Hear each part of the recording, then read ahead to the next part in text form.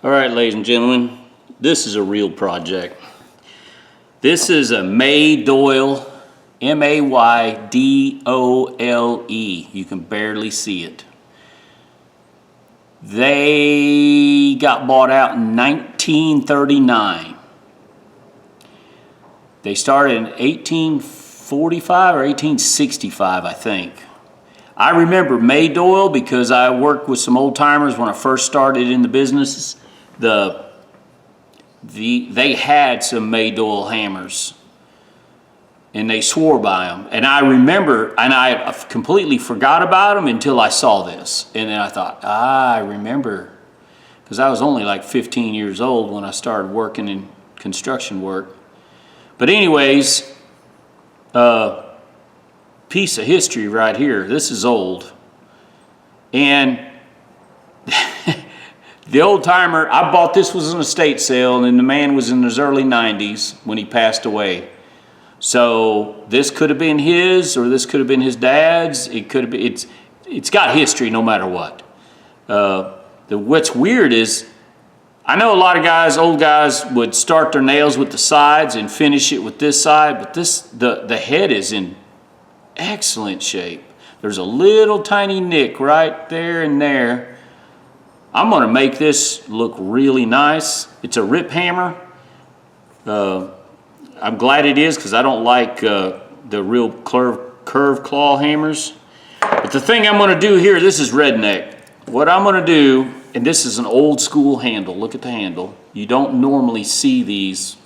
Rarely do you find hammers with handles like this. Now this is the weak point on these. And a lot of the old timers would use the claw hammers and would try to lift up a pallet of brick or whatever, and they'd snap the handles, because these things are not designed to lift 1,000 pounds. Anyways, I'm gonna shove glue down in through there and put it in my vise and just clamp it for a day or two. Actually, probably all week, because after today I gotta go work again. But I'm gonna clamp this, and then after I get it set, I'm going to come back and clean the handle and then set it, and then I'm going to wire it, piano wire, and then epoxy it. I know it's not original, but I want a good usable hammer, but I want a piece of history too, and I don't want to buy a handle. I like this handle. I'm trying to reuse what I got. Some of you purists out there will throw a fit. Well, you can do whatever you want. You buy as many $20 handles if you want to buy. But I think with a little bit of epoxy and that piano wire, I've done it before. It works great. It makes it really solid. It looks a little different, but I have pennies in this, literally less than 50 cents, probably 25 cents in the hammer. It was broken in a box. I took the shim out, I saved the shim, and this was on another hammer, and it was chunk of missing off of it, so it wasn't really usable. But I literally have less than 50 cents in all this, so I'm going to make it work. I think with a couple dollars worth of epoxy that I got left over and the piano wire, I can make this work. All right, let's see how it turns out. All right, ladies and gentlemen, tell me that ain't redneck. I got a C-clamp. Yeah, the C-clamp's probably as old as the pipe vise or the leg vise. And I got it all clamped together, and I'm just gonna let it sit for a few days like that. Oh, and by the way, guys, if you've got a vise or something you want to mount to something, get you a stump. Works great. Awesome, awesome, awesome. But anyways, yeah. Let's see, got glue all the way down in that crack as far as I could. And I'm just gonna let it sit, just leave it like that. And like I said, I'll clean it up. It should work. I don't see why it wouldn't. Oh well. Anyways, ladies and gentlemen, we'll get back to it. All right, guys. It's been sitting for over a week. I'm just now getting back to it. I've got this glued. So now what I'm gonna do is scrape it down with the razor blade to get all the crud off of it and sand it down lightly. And then I'm gonna sand this a little bit, get some of the splinters and stuff off. I want to be able to dry fit this head on here, and after I get it on here, I'm still going to epoxy this handle. I want to save this handle. It's just a unique. They're hard to find. This handle's probably, from all the tools that were in that estate sale, they were all around 50s, 60s, so 1950, 1960s. So I figure that's the age of this hammer. Just by guessing at the age, like the Klein was a 54, the other pliers were dated in the 50s, so the ratchets were in the 60s. Anyways, and the only head I have is this head, and it doesn't really have a name on it. I think it's actually a Chinese-made head. It's painted black back here. It's actually milled really well. I don't know. Hammer's going to be for show more than anything, just because I want to save the handle. But I have this, so I'm going to make do with what I got. Anyways, let me scrape this down, clean it up, and then show you what I get. All right. I'm going to run this over the wire wheel and clean it up. Part of it's black. I might polish the end of it and blue the rest of it. It's probably what I'll do, because this is painted black, this was painted black. I don't know what the rest of it was. But anyways, I want to say something about this wheel. This is a 8-inch. It was supposed to be a brass coated wheel, and it was a Norton wheel. And a shout out to Norton. At first I did not like this wheel because it threw a lot of wires initially in the beginning, but I've grown to like this wheel. The 6-inch wheels that I buy from Harbor Freight are good. I like them, but they constantly throw wires. Constantly throw wires. You have to wear a face shield, and this is what I wear as a face shield from like a laboratory. That's what I use. And the Norton, initially when I first started it, threw wires. After I used it a couple times, it is a great wheel. I really do like it. The only thing is, this motor is a 6-inch bench grinder, and this wheel is actually too big, I think, for this motor, because I can put enough pressure on this, I can stop the motor. But that being said, I'm comfortable with using it, and I will buy another Norton wheel again. When this wears down, that's another thing. This wheel has outlasted the Harbor Freight wheels. Now, mind you, I do like the Harbor Freight wire brass coated wheels that they have, but my God, they throw wire. They throw wire all the time. And if you're not wearing eye protection, you will definitely get one in the eye. Trust me, I know. So yeah, this Norton wheel, I do like it. At first, like I said, I did not, but I have grown to really like this wheel. So somebody asked me about it in a video, or one of my videos a while back. So yeah, I like it. Yeah, I've grown to like it. Initially in the beginning, like I said, it threw a lot, and I think it's because it's new, that it hasn't been run. It's kind of like, you know, just getting used to it, I guess. But I will buy it again. I always say, buy what you like. When you find something you're comfortable with, you stick with it. Well, I will stick with this. All right, guys.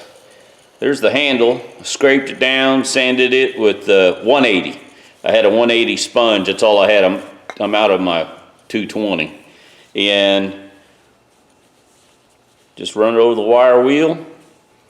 And gonna clean it up a little bit. I might throw a little polish on this. Yeah, why not? But yeah, this ought to turn out to be a good hammer.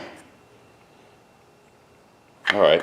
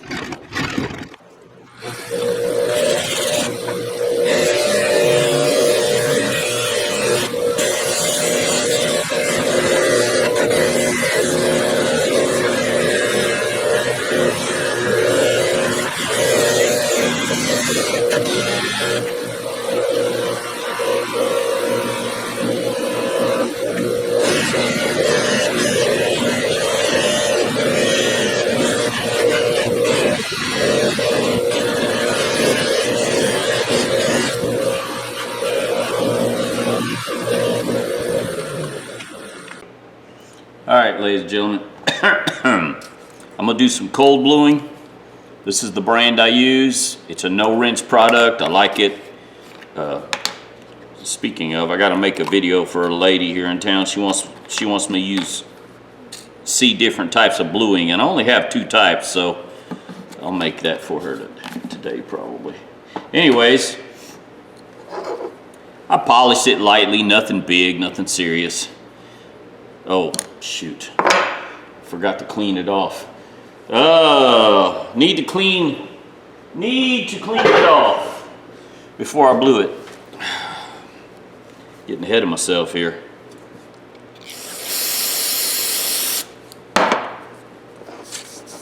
I use carburetor cleaner. See the trash? You can use, hang on a second, let's see what else I got here.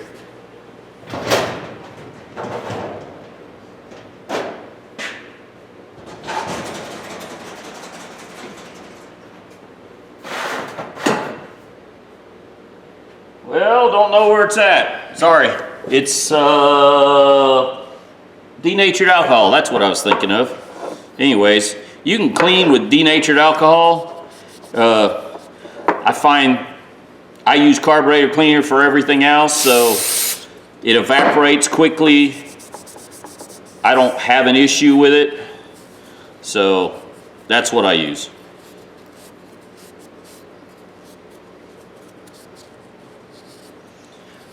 You want all the debris, dirt, and of course I'm touching it with my fingers, so I'm gonna get fingerprints on it, but I don't seem to have that much of an issue.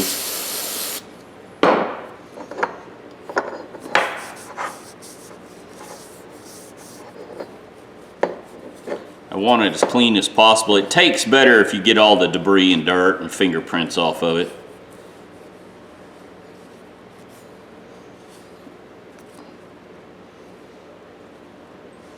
All right, I think we're good. I mean, it's a tool. If it was a gun barrel, it might be a little different story, but I've had very, very good luck doing it this way. It's cheap, inexpensive way to kind of protect your tools.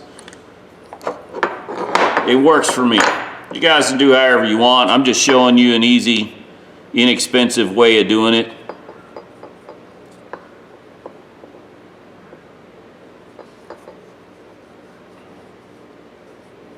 I use a brush, just one. I can control exactly where I want it to go a lot better. Yeah, people say, well, use cotton swab, use a swab of paper towel. Well, it absorbs more of the material than I want it to waste. I could control it with a brush, so I use a brush. Those of you who want to use cotton swab, use cotton swab. Use what you like.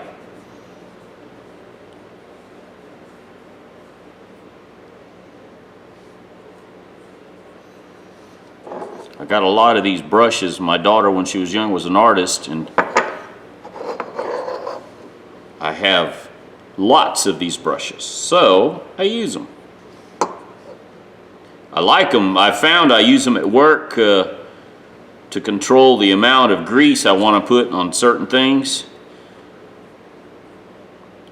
I have to grease some equipment sometimes. Speaking of, I forgot to order batteries for the generators. I just thought of it. It's terrible when you think of something when you're not at work.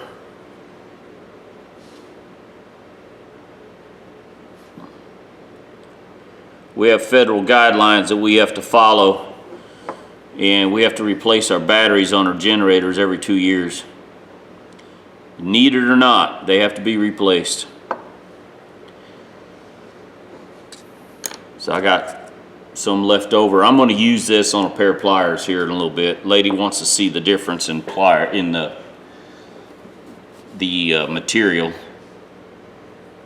Anyways, let it sit for 60 seconds. It's actually, I think this is a brand new head. It doesn't even have a mill mark or damage. It's just mill mark only. So after you let it set for 60 seconds, wipe dry.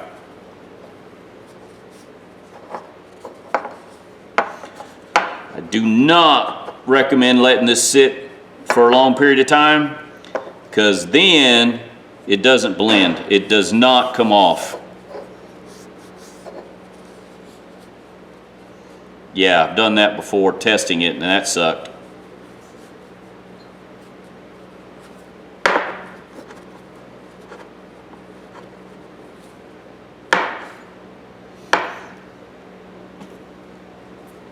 Trying to get down in there, the liquid into the groove down there. There it goes, I got it. Wipe it. I'll use a brass brush down in there. All right, now get to this point. Real simple. Just take some steel wool, 1/0, 4/0, whatever you got.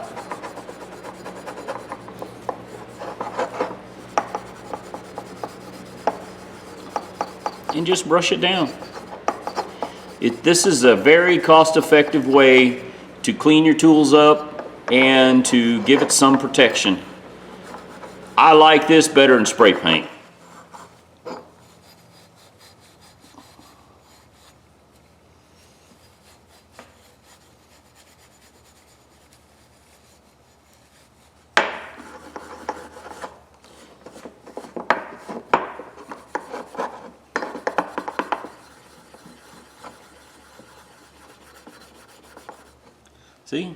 See that? Now you see this, the dull side that I haven't even touched? Look at there. It works good. It's a good way of doing it.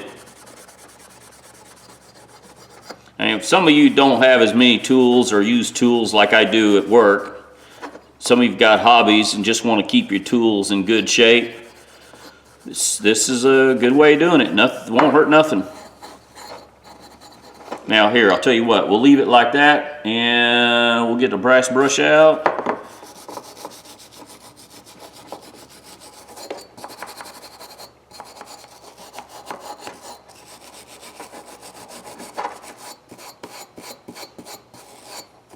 See, that's the brass brush. Does pretty much the same thing steel wool does. Get down in the grooves here.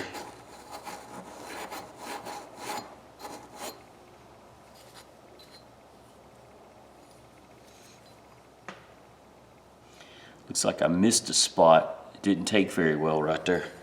So I'm going to re-blue that spot.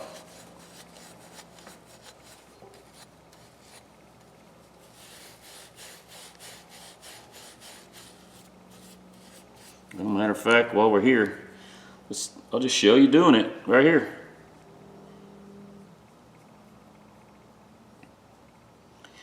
See? It probably won't take much more. It looks like it's taking, but it's second coat here.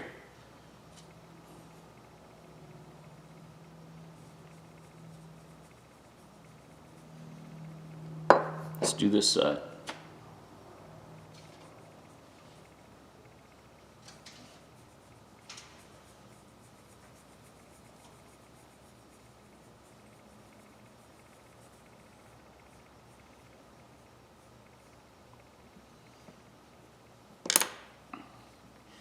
Let it sit for 60 seconds, wipe it off, and then use steel wool on it again.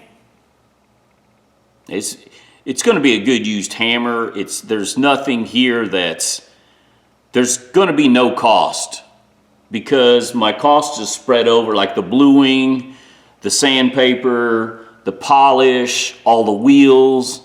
I'm going to have pennies into this because I've used all this equipment before to fix other tools. So yeah, there's no cost here. The hammerhead is free. The handle's free. The gentleman that bought the box of hammers here at the estate sale a while back, he let me have this. One, because I wanted the handle, because it was broken. I wanted to, because I knew I could make it work. So I'm going to make it work.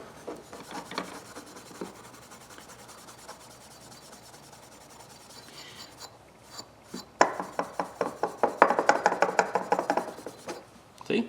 Look at that. Just the seconds on it. See, I'll show you two different sides.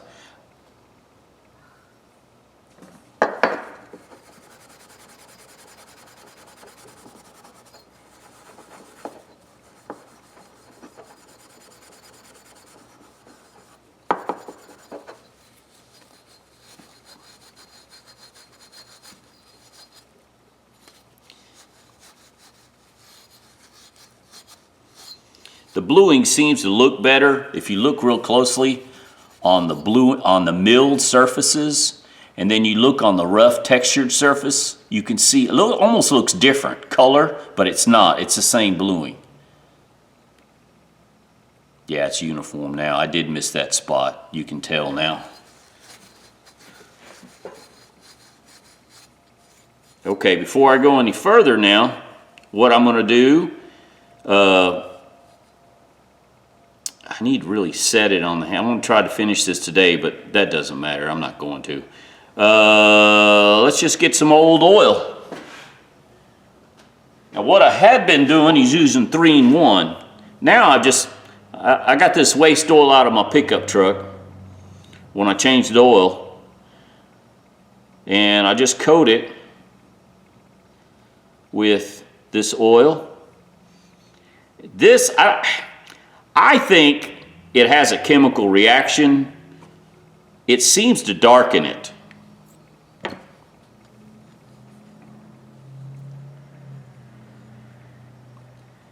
I really need, I can't afford to, or well, I could, but I don't want to buy it. They make it's a tool you use on auto body to check on paints. I bet I could use it on bluing to see if it actually makes it darker. I don't know what that tool's called. I don't remember now. Been out auto body so long, I don't keep track of that kind of stuff. Anyways, the old oil, and I've got my heater on in my shop, so it's probably good 95 or so by that heater. I'm gonna set this by the heater and let it bake in.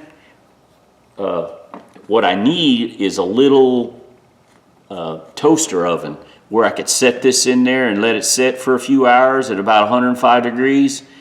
It does something. It makes it, I guess it's hot bluing in a sense, but during the summer when it was 100 degrees outside plus, I'd let this sit in the sun for a few days and the oil evaporated.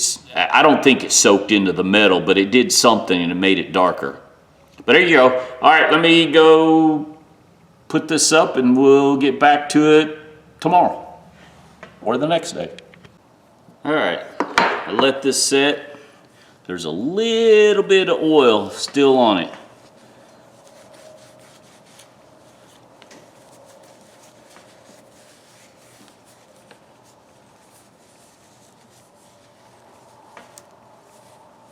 Man, for an old junky hammer, looks good. Look at that. For an old junk hammer, that's mill marks and stuff. You can see this hammer was never used. There's not one ding on there. So, looks like the quality of the milling's really good. I mean, you can see look at the mill marks on there. I think that's a really nice hammer. Anyways, what I need to do now is seat it. Man, I hope this goes on there the way I want it to.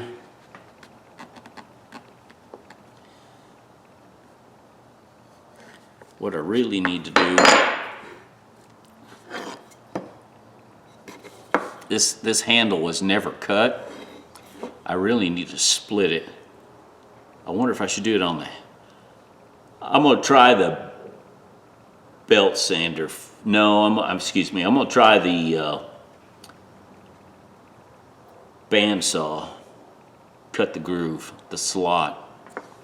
Boy, that thing's got to set way down here. Holy smoke, that's got a long way to go. All right, I'll be right back. Yeah, I'll cut my slot, but I bet you it's not thick enough.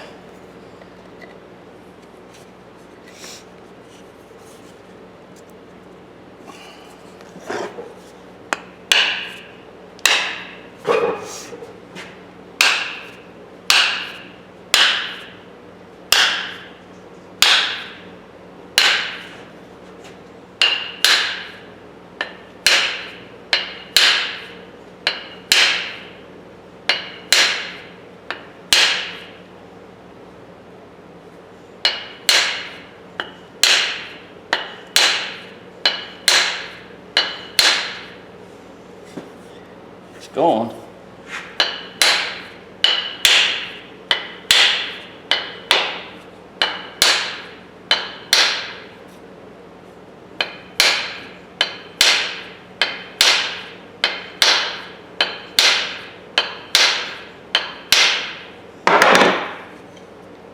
It's almost there.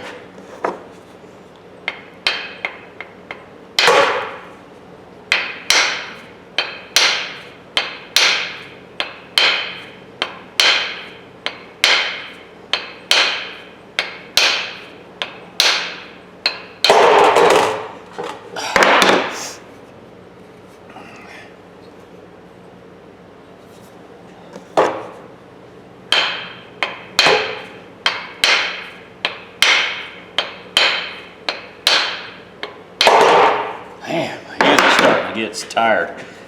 Let me finish this and trying to beat it down. I'll come back.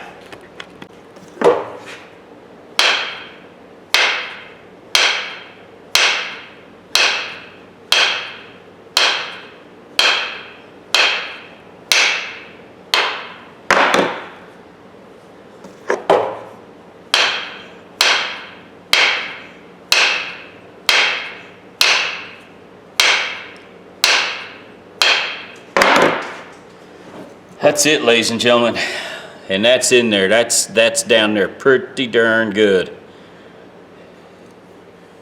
Man. All right, look what I did to the end. Somebody's gonna say, why don't I use a leather mallet or a wooden mallet? Yeah, it just doesn't hit good enough. And I shouldn't have had to beat this thing on there so much. I had this too tight. But it's gonna work. It's gonna work, and I am not going to, I was gonna, excuse me, I was gonna use piano wire and epoxy this, but as tight as this is going on, I don't think I need to. Now I gotta see if I can drive a shim in there. See what I got.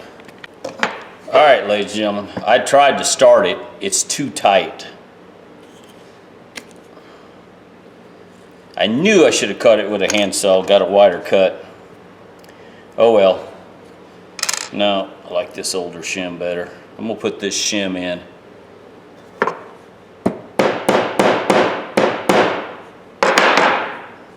Tell you what,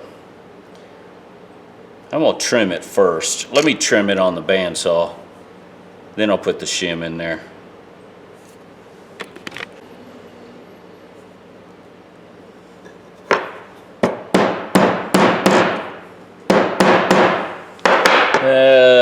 Let's go over to the anvil. My homemade anvil, don't laugh at it.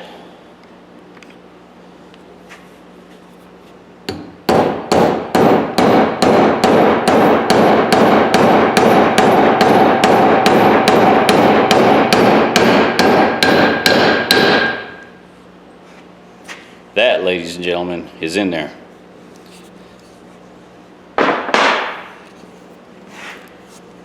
Let me clean the end up here. I'll put that on the belt sander. All right, ladies and gentlemen, I cleaned it up. Nothing fancy. Okay, I saved that wood handle. It was split. I glued it, let it sit for a week. I set the head, I cleaned the head. I did a light polish on it. I blued it.